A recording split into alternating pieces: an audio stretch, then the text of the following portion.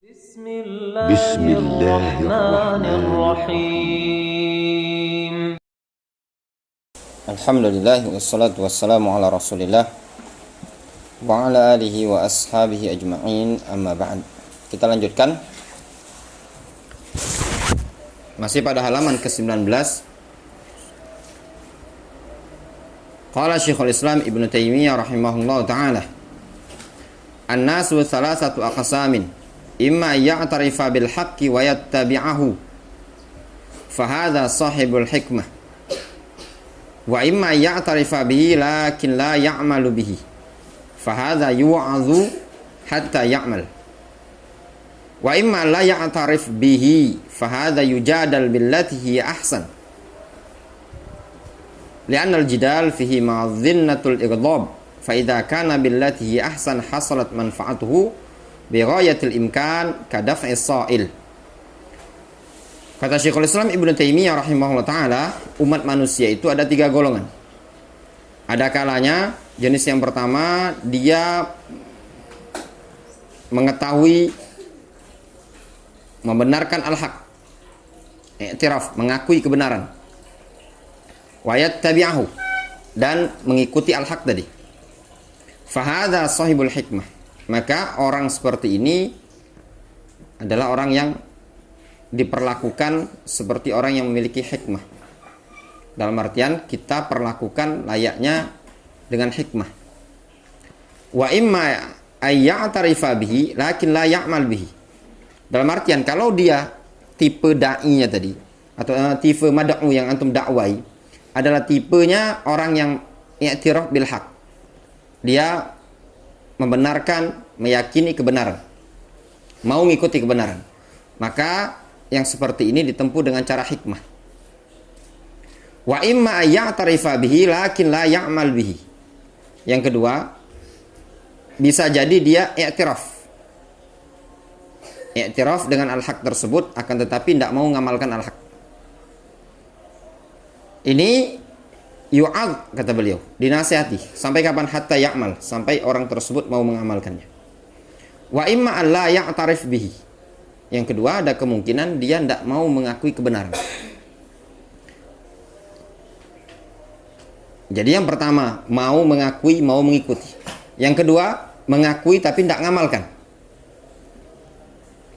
Layaknya orang awam ya, ketika antum dakwai, antum sampaikan kebenaran, iya katanya, tapi belum bisa dia mengamalkan. Maka antum nasihati dengan cara yang baik. Sampai kapan? Sampai dia ngamalkan. Ya Pak Ustadz, sebenarnya saya memang udah tahu gitu, sholat itu wajib, namun belum bisa dia ngamalkan ke masjid. Maka terus dinasihati. Yang ketiga, wa imma alla ya'tarifa bihi. Ada kemungkinan dia tidak mau mengakui kebenaran tersebut. Fahadha yujadalu billati hiya ahsan. Orang yang seperti ini didebat, dijidal dengan cara yang baik. Li'annal jidal fihi madhinnatul ighdab. Dikarenakan jidal padanya merupakan madhinnatul ighdab, sumber membuat marah. Fa idza kana billati hiya ahsan hasalat manfa'atuhu. Apabila jidal tadi dengan cara yang baik, maka akan terhasilkan kemanfaatan bi ghayatil imkan. Terhasilkan kemanfaatan dengan cara yang paling sangat memungkinkan. Kadaf es-soil, seperti menolak sesuatu yang menyerang, orang yang menyerang. Maka ditolak dengan cara yang baik, supaya bisa mencapai bagaimana caranya tidak membunuh hewan tersebut. Kalau orang tidak membunuh orang tersebut dengan cara yang baik, sampai kita terselamatkan, mendapatkan kemaslahatan bi ghayatil imkan, dengan puncak segala sesuatu yang masih memungkinkan. Fa in salakal mad'u ba'dal jidal billati hiya ahsan sabilal adl wa i'tarafa bil haqq wa az'ana lahu wa illa intaqalna ma'ahu ila al halatir rabi'ah. Kata beliau, apabila orang yang diajak berdebat tadi, al mad'u tadi, setelah dia dijidali, dia menempuh jalan keadilan. Sabilal adl itu maf'ulun bihi dari salakal mad'u. Maknanya fa in salakal mad'u sabilal adl ba'dal jidal billati ahsan wa atarafa bil haq, dan dia mengakui kebenaran, wa adz'ana lahu, dan tunduk patuh dia terhadap kebenaran tadi, ya alhamdulillah. Wa illa intaqalna ma'ahu ila al halatir rabi'ah, dan kalau seandainya dia tidak mau mengakui kebenaran, tidak mau tunduk kepada kebenaran, maka kita pindah kepada kondisi yang keempat. Allati asyara ilaiha qauluhu ta'ala, yang diisyaratkan oleh firman Allah Subhanahu wa taala, wala tujadilu ahlal kitabi illa billati hiya ahsan illa alladzina zalamu minhum. Janganlah kalian mendebat ahlul kitab kecuali dengan cara yang baik. Illa alladzina zalamu minhum, kecuali orang-orang yang zalim dari kalangan mereka. Maknanya apa? Ahlul kitab jangan didebat kecuali dengan cara yang baik. Debat dengan cara yang baik. Adapun orang yang zalim dari kalangan mereka yang tidak mau menerima, maka boleh jangan didebat, tapi kembali kepada kondisi yang keempat yang disebutkan. Apa itu? Al-jilad, diperangi. Qala Ibnu Katsir rahimahullah taala, ay hadu an wajil haq. Maknanya mereka hadu, menentang, berpaling, bukan semata-mata berpaling, mereka menentang gitu loh. Menentang jalan kebenaran. Wa amau an wadhil mahajjah wa anadu wa kabaru, dan mereka amau, buta dari hujah jalan yang jelas terang benderang tersebut. Wa anadu wa kabaru, mereka malah sebaliknya, membangkang dan sombong. Fahina idin yantaqil minal jidal ilal jilad, maka pada saat itu yang berlaku apa? Al-intiqal, yantaqil, pindah kemana? Minal jidal ilal jilad, dari jidal pindah ke jilad.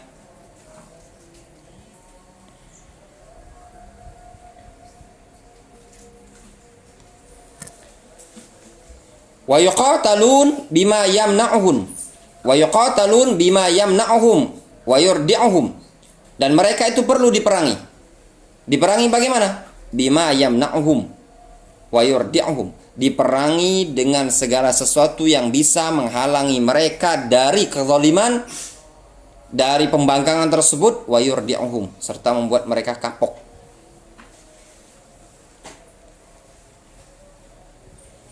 Difahami?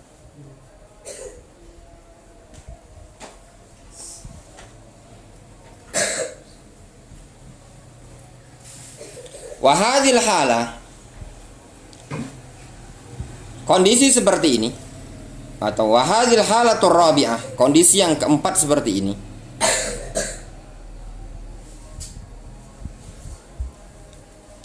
kondisi yang keempat seperti ini, qad la takunu min wadhaifil afrad,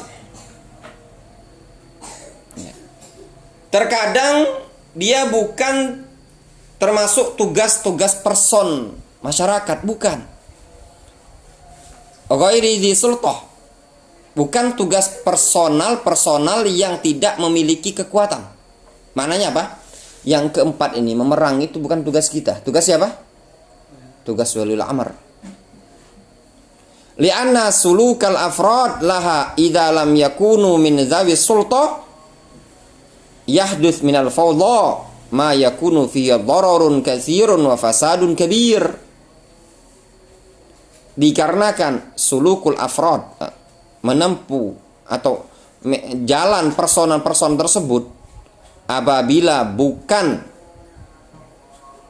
bagian dari para penguasa, idza lam yakunu min dzawi sultah, apabila bukan dimiliki dari orang-orang yang memiliki kekuasaan, yahduts minal fawdhah, maka akan menimbulkan apa? Kegaduhan. Al-fawdhah itu gaduh. Ma yakunu fihi dhararun katsirun wa fasadun kabir, sesuatu yang padanya terdapat madarat yang sangat banyak serta kerusakan yang sangat besar. Hadhi kaifiyatud da'wah min haitsul khitab biha yunzaru fiha ila halil mad'u bi'tibari tahayyu'ihi liqabuliha aw rafdiha. Kata Syekh Ibnu Taimin, inilah cara berdakwah ditinjau dari khitab, ditinjau dari penghimbauannya tadi, ditinjau dari orang yang diajak atau didakwai tadi. Perlu diperhatikan kondisi mad'u tadi. Ya, supaya apa? Bi'tibari tahayyu'ihi liqabuliha aw rafdiha. Ditinjau dari kesiapan mad'u tadi untuk menerima atau menolak dakwah tadi. Jadi punya cara. Ya. Cara metode antum berdakwah min haitsul khitab, dari sisi cara penyampaian antum dilihat kondisi mad'u ya. Jadi cara antum dalam berdakwah perlu memperhatikan apa? Kondisi mad'u ya ikhwan. Kemudian beliau menyatakan, amma kaifiyatud da'wa min haitsu tartibi ma yud'a ilaihi fayabda'u bil aham fal aham. Adapun cara berdakwah ditinjau dari sisi urutan apa yang diajarkan, didakwakan, fayabda'u bil aham fal aham. Maka hendaklah dia memulai sesuatu yang paling penting, kemudian yang paling penting. Wabil usus allati takunu kal muqaddimat lima ba'daha, serta ditinjau dengan usus, pondasi-pondasi yang dia tadi menjadi muqaddimat, menjadi pendahulu untuk yang setelah berikutnya. Difahami? Nah, ini juga penting dalam dakwah.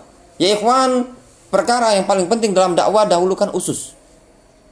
Yang pertama sekali apa? Kalau dalam dakwah dahulukan tauhid. Ya tauhid itu tidak mesti antum dalam bertauhid itu pelajarannya kitab tauhid. Tergantung orang. Antum bisa masukkan fikih dalam tauhid. Bisa antum masukkan tauhid masukkan tauhid dalam fikih. Bisa antum masukkan tauhid dalam adab, dalam akhlak dan yang lainnya, bisa. Asal antum bisa mengemas bahasa. Tidak mesti kitab tauhid. Tidak mesti. Tidak mesti misalkan harus usul salasah, qudul arba. Bisa. Adapun kalau mungkin dari kalangan thalabatul ilm, ya antum tartib kitabnya. Wa yantaqil bil mad'u ilaiha marhalatan. Serta seorang dai tadi bisa berpindah dengan para mad'unya tadi setahap demi setahap. Difahami? Kalau sudah ada pondasi, maka dia bisa pindah setahap demi setahap, setingkat demi setingkat. Misalu dzalik, contoh gambaran kata beliau. Idza aradna an nad'u syakhsan yunkiru wujudal khaliq subhanahu lil iqrari bi wa ibadati wa ittiba'i rasulih, fa innana nabda' ma'u bi isbat wujudil khaliq. Kalau kita ingin mendakwai seseorang yang mengingkari keberadaan khaliq, keberadaan Allah Subhanahu wa taala, untuk mengajak dia mengikrarkan keberadaan Allah, untuk mengajak dia beribadah kepada Allah serta mengikuti Rasul, maka tindakan yang kita tempuh adalah kita memulai bersama dia tadi bi isbati wujudil khaliq, yaitu dengan cara menetapkan adanya al-khaliq. Siapa al-khaliq? Yaitu Allah Subhanahu wa taala. Wa dzalika bisyaqil adillah al-aqliyah wa darbil amsilah al-hissiyah. Yang demikian itu dengan cara apa? Bisyaqil adillah al-aqliyah. Dengan cara membawakan apa? Dalil-dalil akli. Siyak itu membawakan dalil-dalil akli. Wa darbil amsilah al-hissiyah, serta membuat contoh-contoh permisalan-permisalan yang hissiyah, yang nyata, ala wujudil khaliq, akan keberadaan Allah Azza wa Jalla Subhanahu, hatta yaqirra wa ya'tarifa bihi, sampai dia, atau hatta yuqirra wa ya'tarifa bihi, sampai dia mengikrarkan dan membenarkan, mengakui. Wa bi annahu wahdahul khaliqu la syarikalah, bahwasanya dia Allah Subhanahu wa taala adalah sang pencipta, tidak ada sekutu baginya. Contoh ya ikhwan yang ma'ruf kisah disebutkan oleh Ibnu Abil Izz Al-Hanafi dalam Syarah Aqidah Thahawiyah, kisahnya Abu Hanifah ketika beliau ketemu orang yang mengingkari keberadaan Allah Subhanahu wa taala. Kisah kapal. Kata orang tersebut, "Dah ada wujudul khaliq itu tadi." Kata Abu Hanifah, "Ada." Coba engkau perhatikan, katanya. Ada suatu kapal bisa berjalan menempuh samudra yang luas, kemudian bersandar di tepi pelabuhan, kemudian di kapal tersebut bisa turun barang-barang yang ada di kapal tadi tertata di pinggir pelabuhan. Apakah mungkin bisa terjadi? Katanya tidak mungkin bisa terjadi. Pasti ada awak kapal. Kata Abu Hanifah, demikian juga alam semesta ini bisa tertata dengan rapi, bagus, dan yang lainnya, pasti akan adanya wujudul khaliq, pencipta. Wallahu ta'ala a'lam bishawab. Naktafi bihadzal qadar.